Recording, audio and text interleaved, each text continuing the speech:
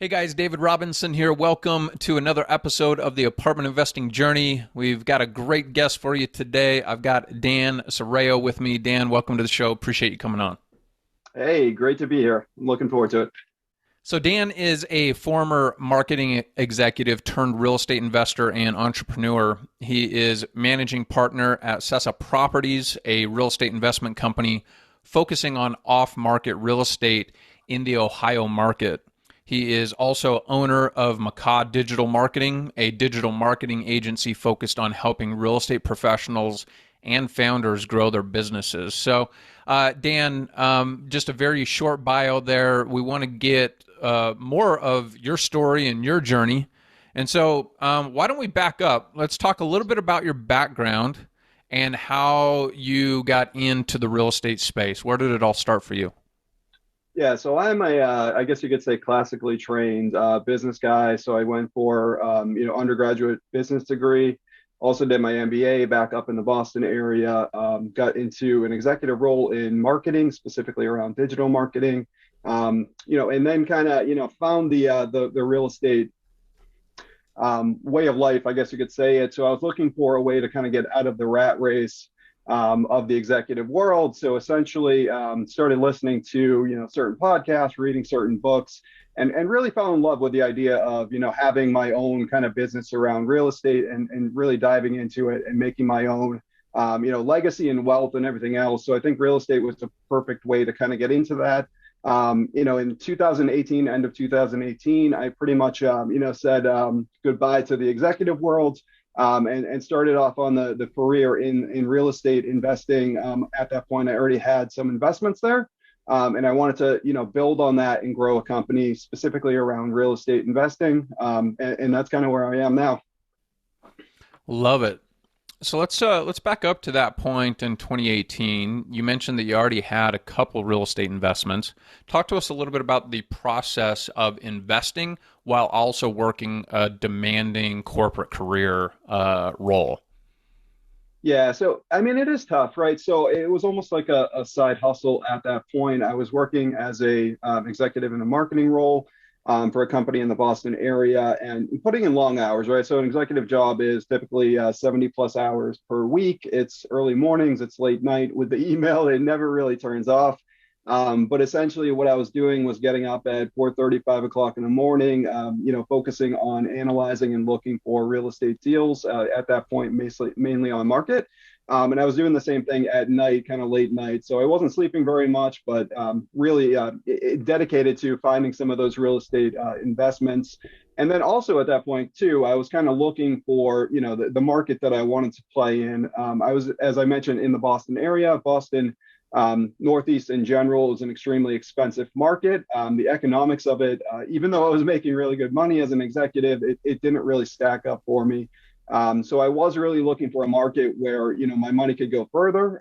Started investigating a lot of Midwest markets, Southern markets, and eventually stumbled across Cleveland, which at the time still was a very affordable market, didn't have the best reputation, but looking at it from a return perspective and a rent to actually the purchase price for the properties, it was a great market.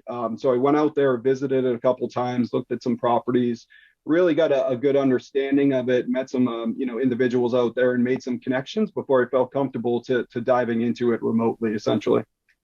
And so the deals that you had bought prior to leaving your executive role in late 2018, were those in your local market of Boston, or were those in the Cleveland market that you decided to start investing in?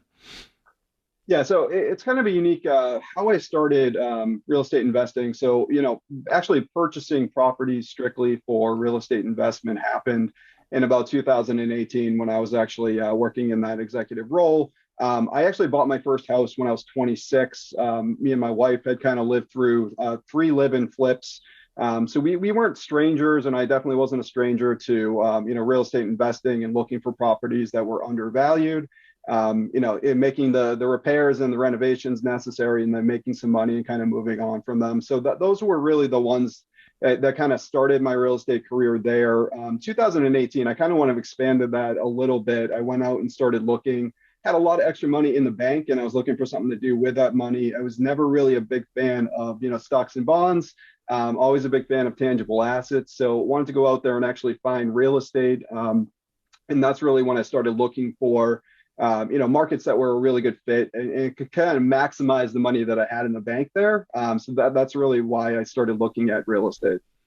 And so, when you started working in the Cleveland market, you went out there, you made some great connections. Were you looking for like individual team members that could serve different roles, or were you looking for like a turnkey operation that was already in place that you could just sort of place your money with? What was sort of your mindset and strategy around investing in a market like Cleveland? Yeah, so I always like to have my fingers on the trigger of everything, right? So when I went out there, I think it was a really I was looking for three things. I was looking for a local lender that can kind of help me out with the lending side of it, and then actually utilize that lender connection to find a really good realtor, who happens to be the realtor that I started Sasa Properties with. So we built quite a relationship there.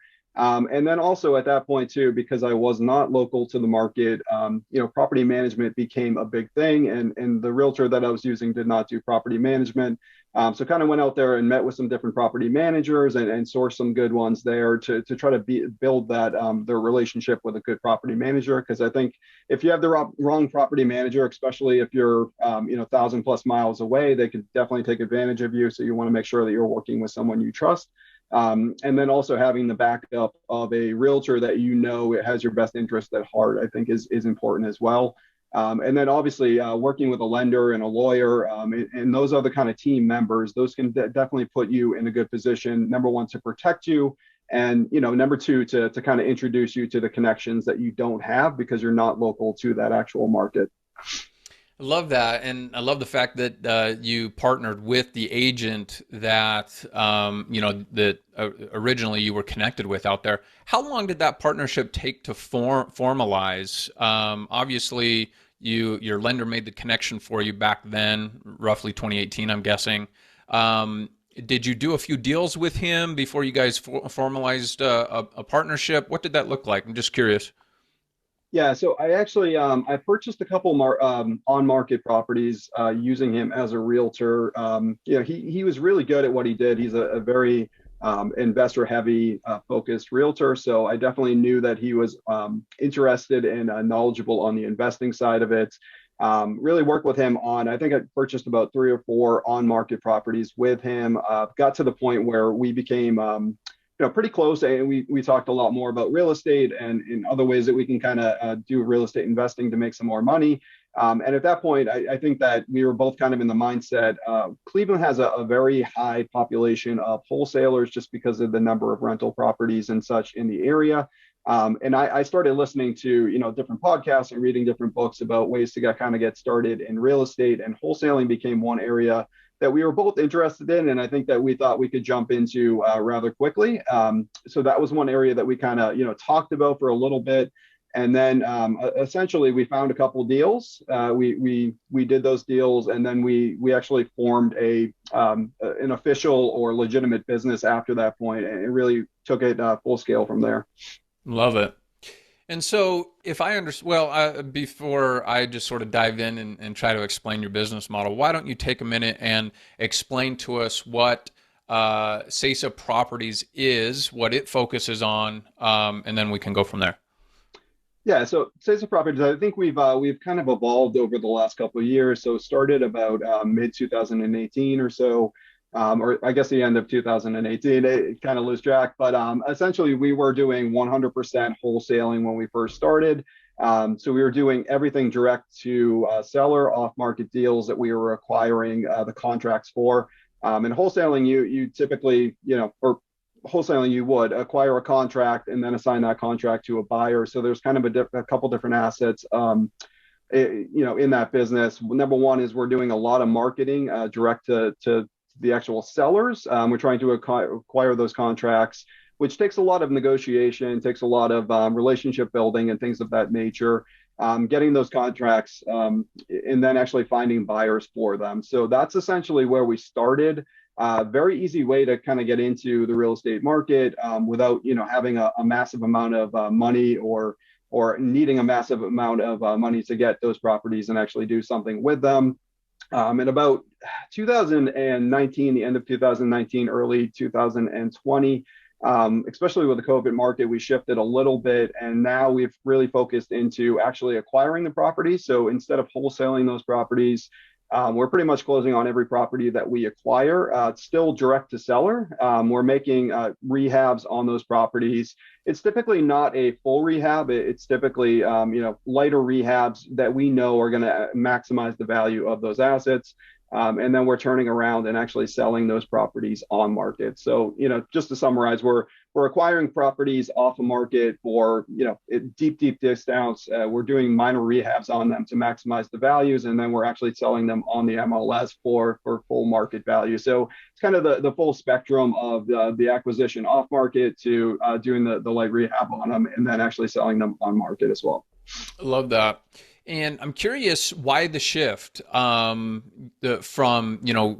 focused heavily on the wholesaling to this more retail strategy where you still are going direct to seller to acquire the property, but doing light rehab flips versus, the wholesaling model. Obviously, one of the benefits of wholesaling is you don't have to have a whole lot of capital.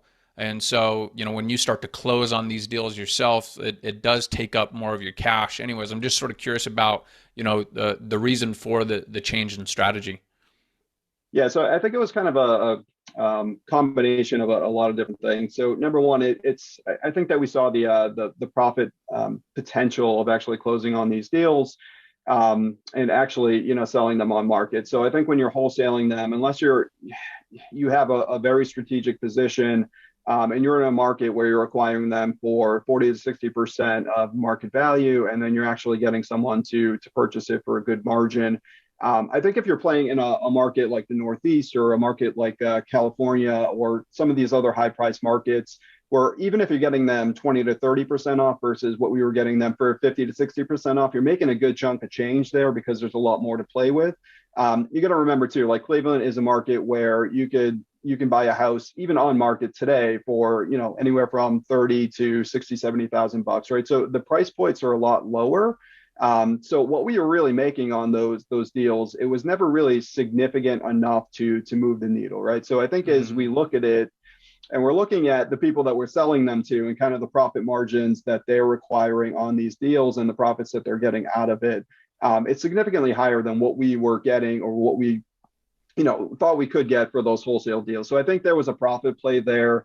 And number two, I think it's just from where we kind of wanted to go with it in terms of actually acquiring properties, having the opportunity to actually hold those properties and make some rental income off of them in the meantime, and then selling them as we saw fit.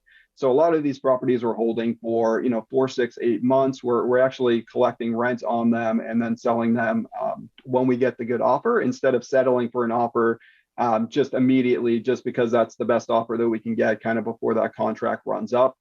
So it does give us a lot more flexibility, gives us a lot more profitability as well. And overall, I think it's just the direction that the company wanted to go in was actually acquiring assets versus just flipping contracts, essentially. Yeah, I love that. And one of the questions I've got is the end user, the end buyer. Are you targeting buy and hold investors that are out of state? Are you targeting end users that are actually wanting to acquire the property and live in it? Who's your typical buyer after you've acquired direct to seller, done your light rehab, installed a new tenant, rented it for 6 to 8 months? Who's if that's your typical process, who's the end buyer at that point? Yeah, it really does depend on the property. So if we're doing a single family, every once in a while we'll have investors that will actually want to hold that property as a rental property. So it's almost like a turnkey solution at that point. But typically the single family homes that we're doing, I would say 90% of the time, that's an end buyer on the market. And we're actually selling it on the MLS to an actual end home buyer that's actually going to live in that property. If it's a small multifamily, so anywhere from 2 to 4 units, that's typically an investor. And that investor could be one of two people. It could be, if it's like a duplex, it could be a live-in investor who's actually renting out the other unit. If it's a 3 or 4 unit, then typically that's just an investor. But I would say, 90% of the time, we're actually purchasing from investors, and 90% of the time we're actually selling to investors. That's kind of where our buyer pool is. And I think a lot of that is due to the Cleveland market as well. Obviously, for single family houses, you have people looking to live in those. But multifamily houses and even single families in Cleveland, a lot of people are looking to acquire those for rental properties, especially with the price points versus Northeast and the West Coast and things of that nature. And so when you moved to the new model of closing on the deal, obviously the margins got bigger, and that was the reason why you were pursuing it. Did the volume shrink compared to what you were doing on the wholesaling side of things? It did, yeah. So I think with wholesaling, you can be a lot less selective, obviously in the properties that you're selecting, because even if you get a couple grand for it, you can move that contract pretty quickly. With the properties that we're doing now, right? So we like to we even tell sellers this when I talk to them and things of that nature, is that we're very selective in the process of the houses that we buy.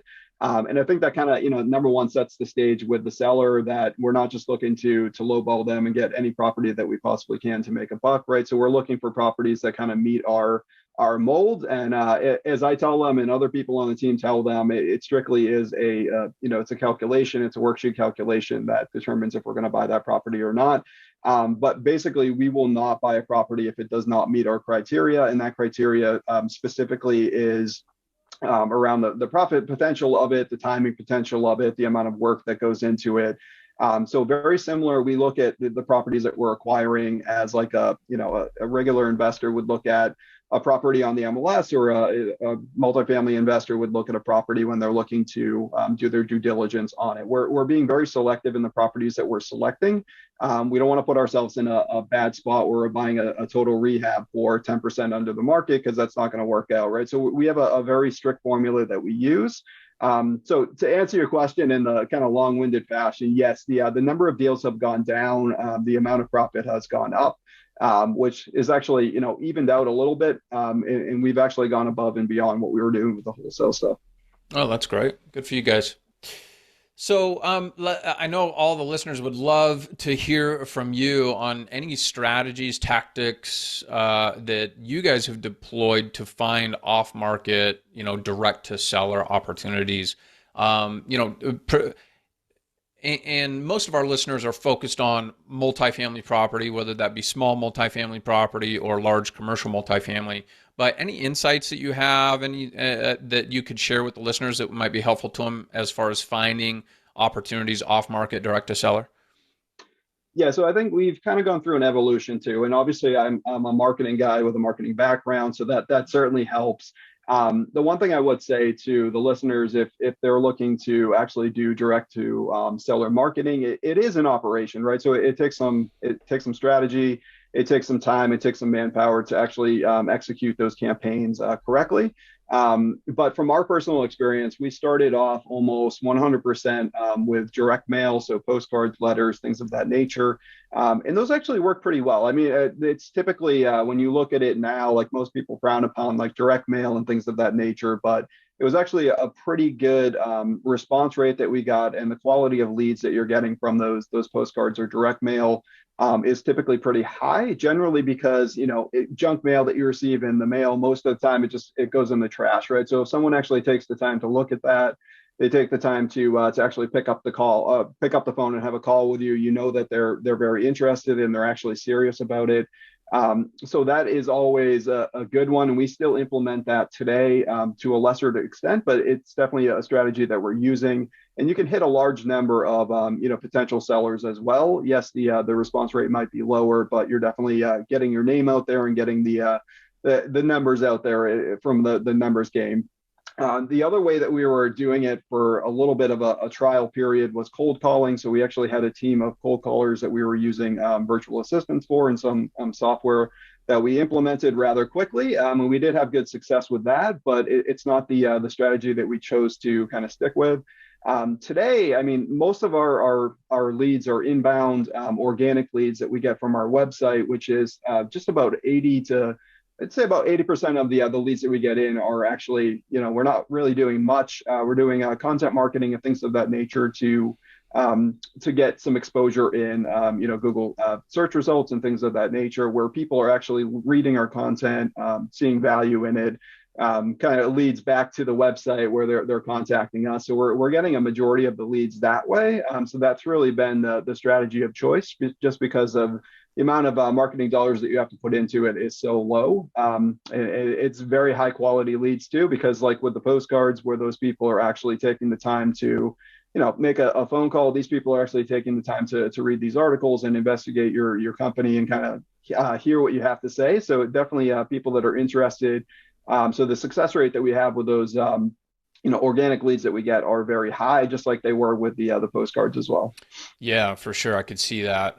The challenge, which maybe you can speak to a little bit, is the timeline that it takes Yep. from the efforts you put in to the content marketing to actually having that show up in results from an organic perspective. So it sounds like you started off with direct mail, which is a quick hit. You can spend Yep. the money, you can burn the cash, and you can get immediate results. And meanwhile, you were also doing a search engine optimization and content marketing strategy on the back end. And then Yep. ultimately, over time, the SEO and content marketing took over the need for the direct mail and cold calling. Is that a fair summary? It is a fair summary. Yeah. So obviously, I'm kind of the owner of a digital marketing company as well. So this is a tactic that we implement with a lot of clients, especially newer and smaller businesses that are looking to kind of get quick hits, right? So we use the same kind of strategy with ours. It was the direct mail, was the cold calling to get those quick hits, or the revenue kind of starting to generate. And then in the background, exactly as you said, we were doing the organic stuff. We were building up the website content as well. And we used that strategy for a couple of years with the direct mail and the cold calling and everything else, until the organic started to rank, and we started getting traffic and leads that way as well. And now we don't really have as much of a use for it. We do still implement it if we have specialized campaigns that we want to kind of hit, or a certain type of asset that we want to hit. But for the most part, the leads just kind of come in, which is nice, especially now where we're so selective with the leads that we're actually taking. So, Well, and the wonderful thing about, when you start ranking for some keywords or long tail keywords, man, it, it, it, it's wonderful because you're not having to outlay that. I mean, direct mail is not an inexpensive proposition, and cold no, it's calling the not. same thing. When you're hiring live people to actually make those calls, that's expensive, but there a lot of people don't have the patience to build out what's necessary on the SEO and content marketing side. So would you estimate that it was about 2 years from the time you started to actively implement content marketing campaign before you started to see results? Steady results, I would say about a year and a half, a year to a year and a half. Now it's obviously picked up, where the rankings have kind of got higher, and the amount of traffic and everything else has kind of picked up. We've actually stepped back a little bit from doing as much content. I think before we were doing maybe like 3 articles a week. So it was very high level, but we were hitting a lot of different topics. And you can see now, like the areas that we focused on those content, that's actually where we're getting the leads from. So it's nice to see that those are actually working. But yeah, I would say about a year for those to really start coming in pretty consistently. And now that's our main focus, or main channel of leads, so which is nice. And just to touch on Macaw Digital Marketing, this is another business that you own and run that's focused on helping other real estate professionals do what you've Yep. done in the digital marketing space. Does that company focus on search engine optimization and content marketing? Yeah, so just a little clarification there. So McCall Digital Marketing is a digital agency focused on content, web design, mostly content marketing, but also search engine optimization as well.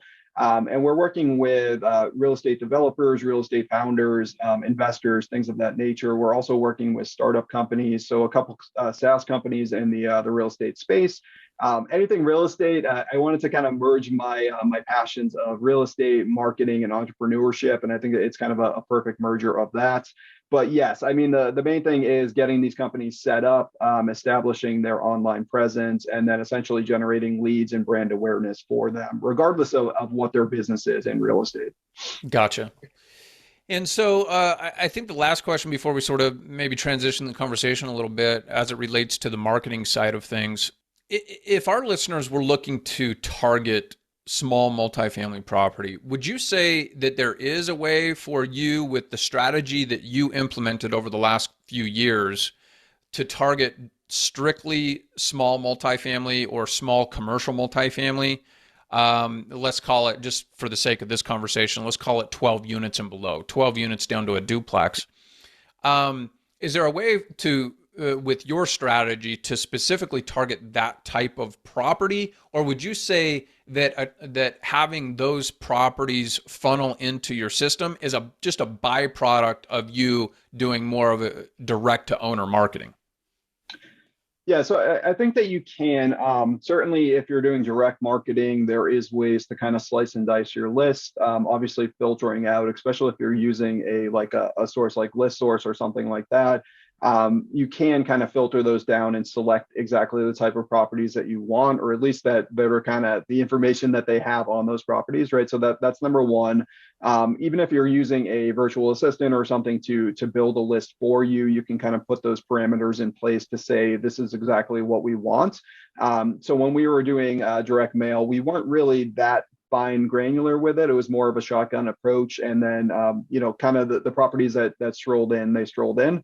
I would say with the SEO and the organic stuff, you can kind of target those to a degree, right? So the content that you're producing, you can produce content specifically around multifamily or apartment buildings, or small multifamily units such as like 2 to 4 or even smaller than 10.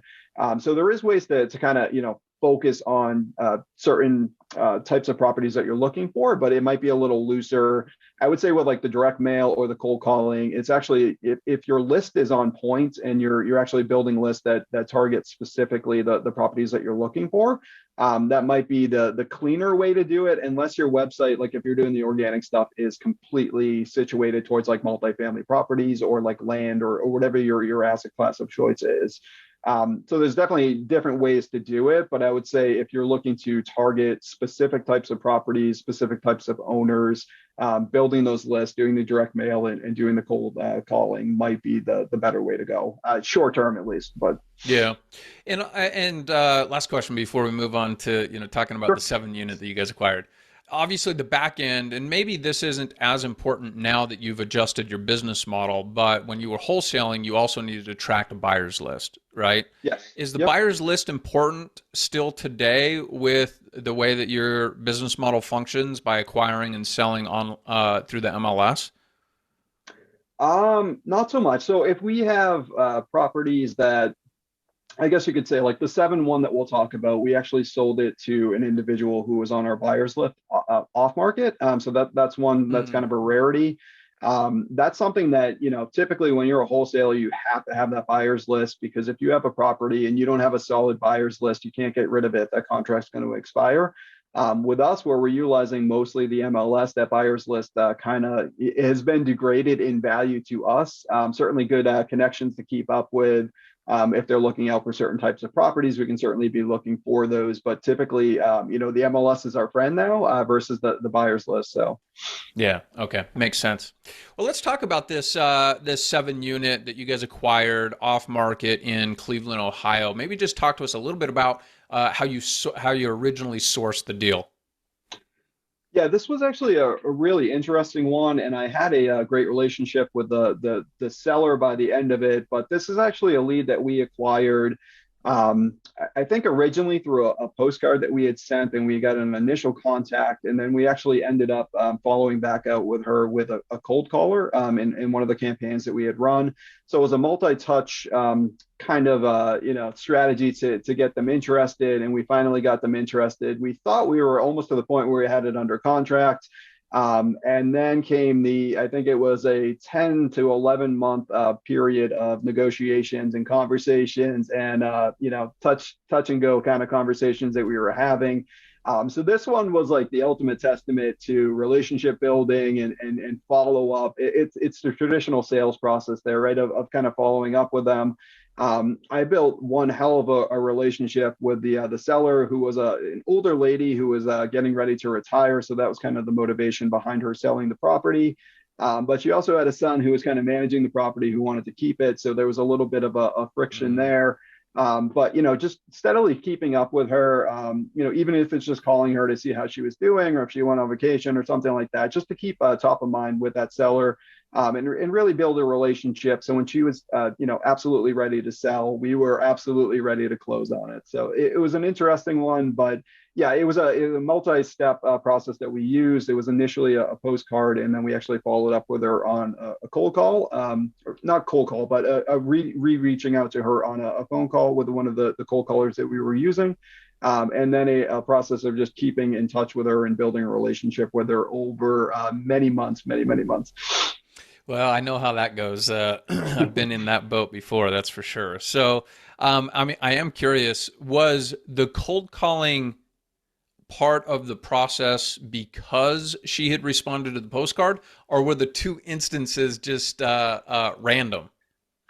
Yeah, so this one was actually, we established contact with her based on a postcard, but then we had kind of lost contact. And then the cold caller actually just had a list that can encompass that property on there. I think it was a combination of ones that we had talked to before and a combination of brand new ones. So it just kind of intersected in that way. But they kind of restruck the conversation up with her. They were lucky enough to catch her at the moment, and then good enough in what they did to actually continue that conversation and get them back on the phone with me. And I actually do, like, after the cold callers were actually, got them to the point where they're interested, they set an appointment with myself, and I kind of reached out to them and then established contact. I like to actually take that role in the company, and I still do that today, with actually building a relationship with the sellers. I think from number one, it adds credibility that they actually get to talk to the owner of the company. And then number two, I think I'm pretty good with what I do with building relationships and actually getting people, confident and comfortable with selling to us, essentially. Yeah. Okay, great. So tell us a little bit about the asset itself. Obviously, 7 units in Cleveland. Anything else that we should know about the building? Yes. So this was a unique one, because we almost didn't want to buy it because of the neighborhood it was in. This is actually in East Cleveland, which we would consider an F, area. It's a very bad. I don't want to say very bad, because I think it's a good neighborhood for what it is, but from crime levels and economic development levels, it's on the lower spectrum in the Cleveland area.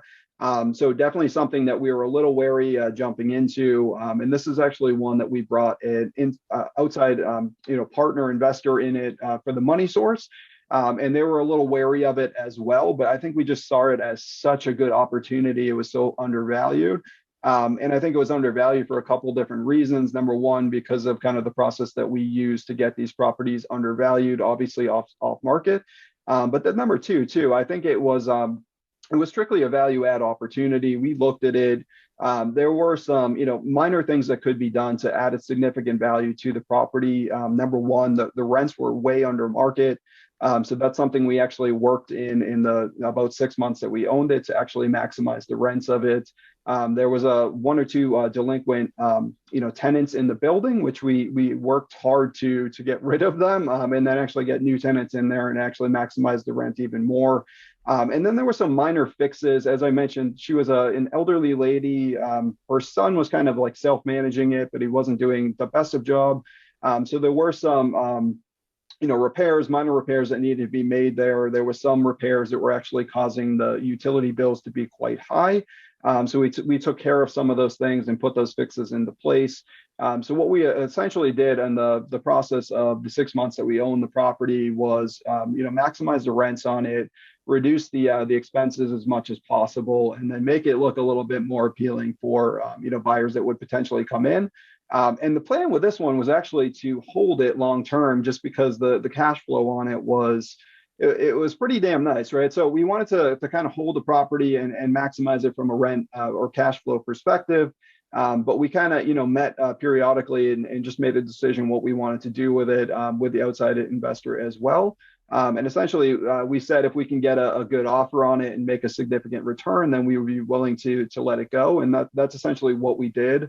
And this one we didn't even have to put on market. We actually just used the buyer network that we had, and we ended up getting several offers on it. We took the best one that we could find, and we kind of moved forward from it, just because it didn't meet from an asset perspective of where we wanted to play in Cleveland.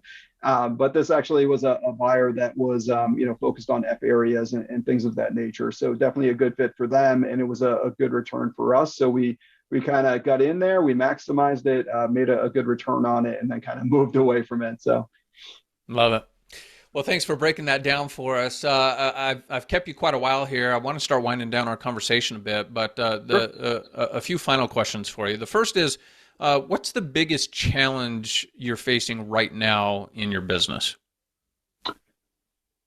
Yeah, it's a tough one. I would say, with the kind of the COVID market, right, the swing, Cleveland, which has historically been very undervalued, I think it kind of has a reputation for that. It's the market's gone up significantly higher, right? And I think that where we're dealing off market before, I think a lot of buyers, or I'm sorry, a lot of sellers weren't really paying attention as much to the prices of the houses. But I think right now, right, it's pretty common knowledge that the prices of houses have gone so high. And I think that most people know that and they expect that. So when we're trying to negotiate with them, it's definitely tougher because we find that a lot of sellers are looking for market value, whether they're selling it for cash and selling it off market. It doesn't really matter to them because they're seeing like the prices on Zillow. It's easy enough to go search for your property on Zillow or whatever and kind of see those estimates there.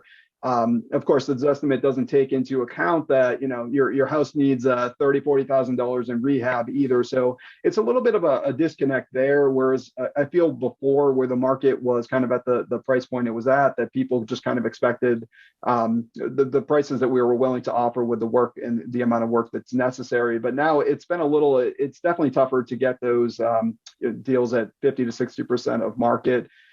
So again, we have to be very selective in the properties that we're actually getting. But the negative side of that is that the number of deals that we're actually able to execute has definitely gone down since the COVID upswing has started, for sure. Got it. What's something that you're just absolutely crushing right now in your business that we could all learn from? Yeah, I think it's at least from our business, the most important thing is the marketing and actually the leads that we're getting in. So it's kind of tough, right? Because the answer I just gave is that the leads that we're getting are not kind of panning out as much, but we're still getting those leads. So the top of the funnel leads is something that we kind of have on a consistent basis, and I think that that's always helpful, especially if the market kind of corrects itself and we have that pipeline.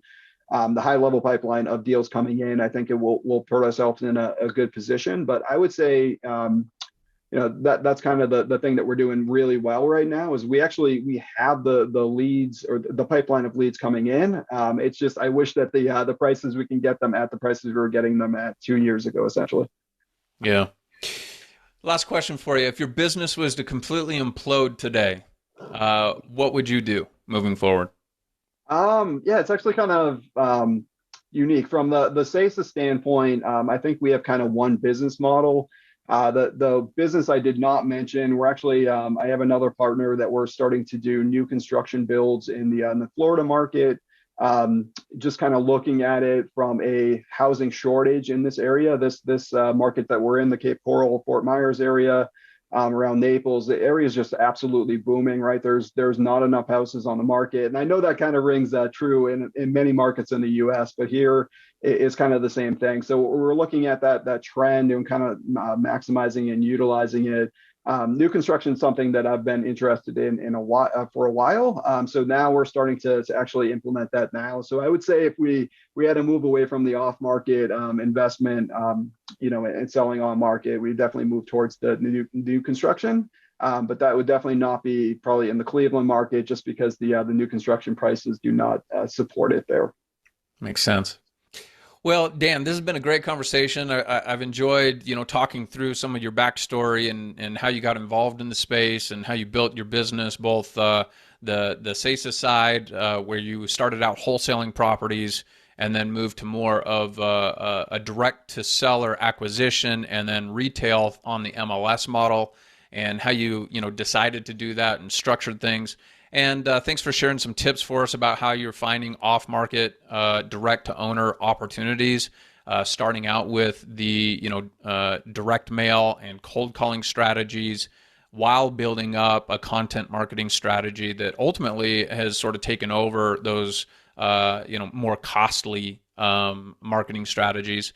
And then thanks for breaking down the 7 unit, how you found it, how you had to stay in touch with the owner for months and months and months, and ultimately had a great payoff. But appreciate you coming on. Thank you for sharing your journey with us. What's the best way for our listeners to connect with you and learn more about either one of your businesses?